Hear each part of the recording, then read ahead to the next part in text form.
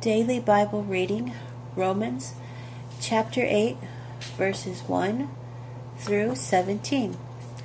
Therefore, there is no longer any condemnation awaiting those who are in union with the Messiah Yeshua. Why? Because the Torah of the Spirit, which produces this life in union with Messiah Yeshua, has set me free from the Torah of sin and death. For what the Torah could not do by itself, because it lacked the power to make the old nature cooperate, God did by sending His own Son as a human being with a nature like our own sinful one. God did this in order to deal with sin, and in so doing He executed the punishment against sin in human nature, so that the just requirement of the Torah might be fulfilled in us who do not run our lives according to what our old nature wants, but according to what the Spirit wants. For those who identify with their old nature set their minds on the things of the old nature, but those who identify with the Spirit set their minds on the things of the Spirit. Having one's mind controlled by the old nature is death, but having one's mind controlled by the Spirit is life and shalom.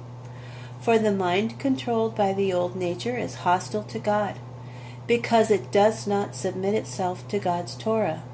Indeed, it cannot. Thus, those who identify with their old nature cannot please God. But you do not identify with your old nature, but with the Spirit, provided the Spirit of God is living inside you.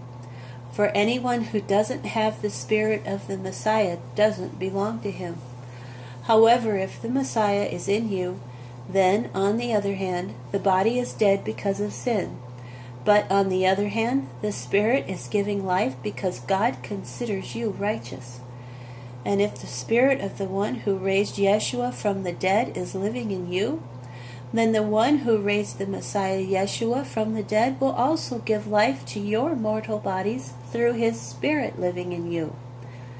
So then, brothers, we don't owe a thing to our old nature that would require us to live according to our old nature. For if you live according to your old nature, you will certainly die. But if by the Spirit you keep putting to death the practices of the body, you will live. All who are led by God's Spirit are God's sons. For you did not receive a spirit of slavery to bring you back again into fear. On the contrary, you received the Spirit, who makes us sons, and by whose power we cry out, Abba, that is, dear Father. The Spirit Himself bears witness with our own spirits that we are children of God. And if we are children, then we are also heirs, heirs of God and joint heirs with the Messiah, provided we are suffering with Him in order also to be glorified with Him.